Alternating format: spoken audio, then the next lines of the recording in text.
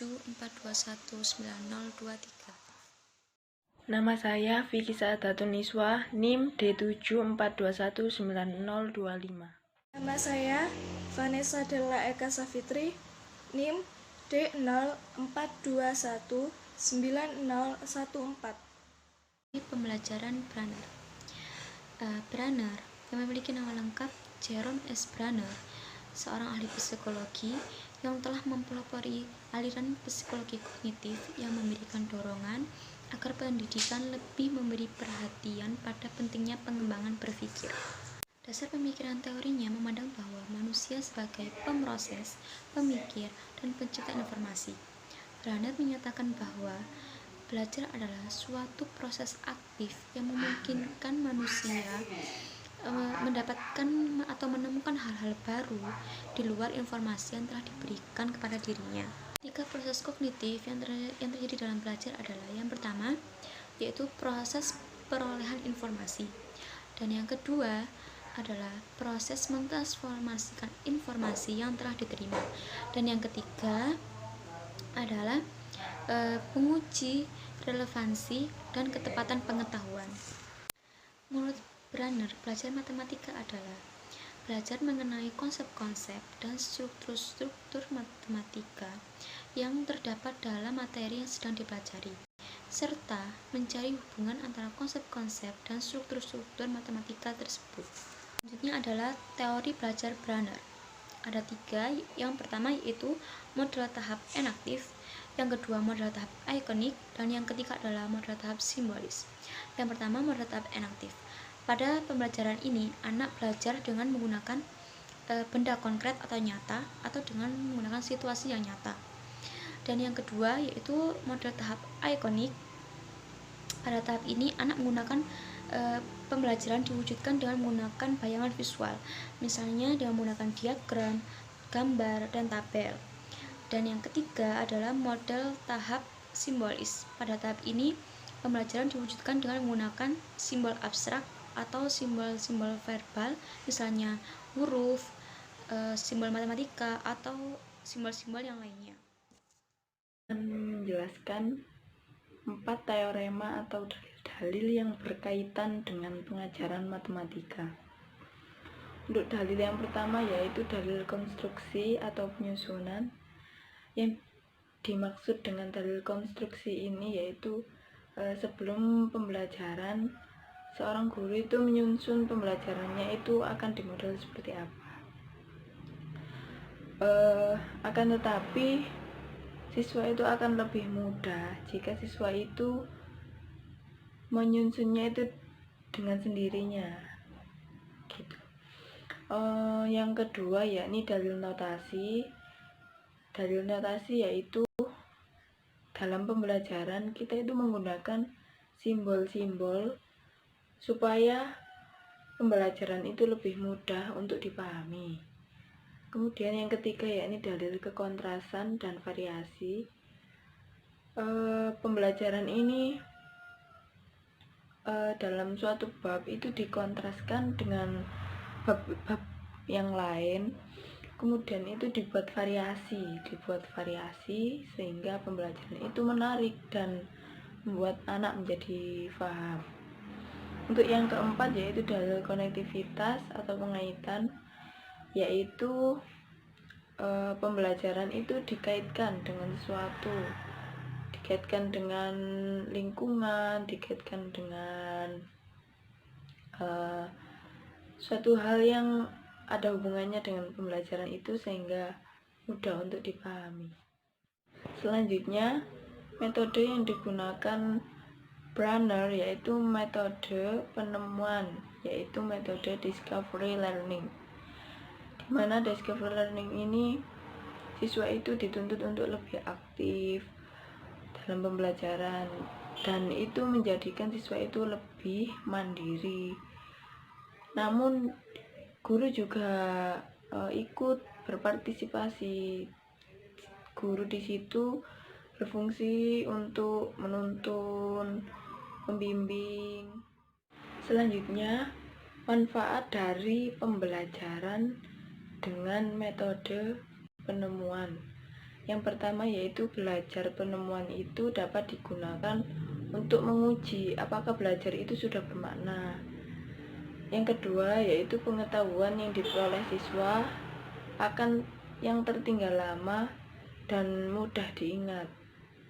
Yang ketiga, belajar penemuan itu sangat diperlukan dalam pemecahan masalah, sebab yang diinginkan dalam belajar agar siswa dapat mendemonstrasikan pengetahuan yang diterima. Yang keempat yaitu transfer dapat ditingkatkan di mana generalisasi telah ditemukan sendiri oleh siswa daripada disajikan dalam bentuk jadi. Yang kelima yaitu penggunaan belajar penemuan mungkin mempunyai pengaruh dalam menciptakan motivasi siswa. Dan yang terakhir yaitu meningkatkan penalaran siswa dan kemampuan untuk berpikir secara bebas. Selanjutnya yaitu tahap-tahap yang digunakan dalam menerapkan pembelajaran penemuan. Yang pertama yaitu stimulus. Stimulus yaitu pemberian perangsangan pertanyaan, di mana seorang guru itu dituntut untuk membuat pertanyaan yang membuat siswa itu merangsang pertanyaan itu dan mendorong siswa itu membaca buku untuk menjawab pertanyaan itu. Yang kedua yaitu problem statement. Siswa itu dapat mengidentifikasi masalah. Dan yang ketiga yaitu data collection, di mana data collection ini tahap untuk pengumpulan data. Dan yang keempat yaitu data processing, data itu diproses. Tahap kelima yaitu verifikasi. Verifikasi yaitu memverifikasi benar atau salahnya dalam pembuatan hipotesis. Dan yang keenam yaitu generalisasi. Generalisasi yaitu pengambilan kesimpulan. Teori inquiry. Banyak pendapat yang dikemukakan oleh para ahli tentang teori inquiry ini. Salah satunya ialah Sanjaya. Menurut Sanjaya, teori inquiry ini menempatkan peserta didik pada subjek belajar yang aktif. Yang dimaksud ialah peserta didik dapat terlibat aktif dalam melakukan suatu diskusi pada proses pembelajaran tersebut. Banyaknya pendapat yang dikemukakan oleh para ahli sehingga dapat disimpulkan bahwa pembelajaran teori inquiry ini dapat mengembangkan kemampuan berpikir ilmiah siswa, serta siswa dituntut untuk aktif terlibat dalam proses mencari dan menemukan jawaban dan menemukan pengetahuan secara mandiri dan melakukan penyelidikan secara mandiri. Selanjutnya yakni karakteristik teori pembelajaran inquiry. Dalam karakteristik pembelajaran teori inquiry ini terdapat 3 para ahli yang mengemukakan pendapatnya atau pandangannya tentang karakteristik teori pembelajaran inquiry ini, yakni Sanjaya, Hamuruni, dan Seif dalam Ngalimun. Sehingga dapat disimpulkan bahwa karakteristik pembelajaran teori inquiry ini yakni menekankan pada aktivitas siswa dalam mencari dan menemukan jawaban atas pertanyaan yang diajukan.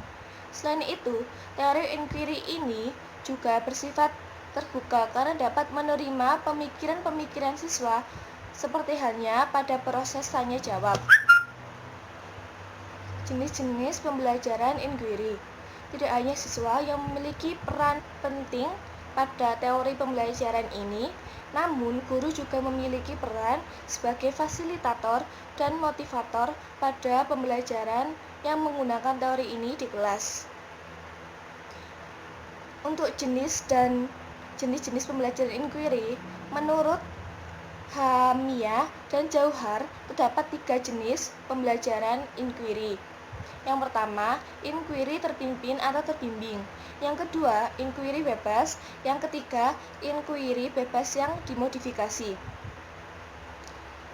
Yang pertama, inquiry terpimpin atau terbimbing, yakni suatu pembelajaran yang diawali oleh petunjuk guru. Seperti halnya guru dapat memberikan suatu permasalahan terlebih dahulu, sedangkan siswa dapat memproses dan menyelesaikan permasalahan tersebut.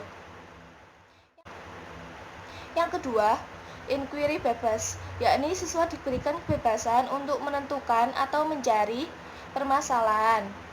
Yang ketiga, inquiry bebas yang dimodifikasi, yakni perpaduan atau hasil modifikasi antara inquiry bebas dan inquiry terpimpin, yakni pembelajarannya diawali dengan guru memberikan suatu permasalahan terlebih dahulu.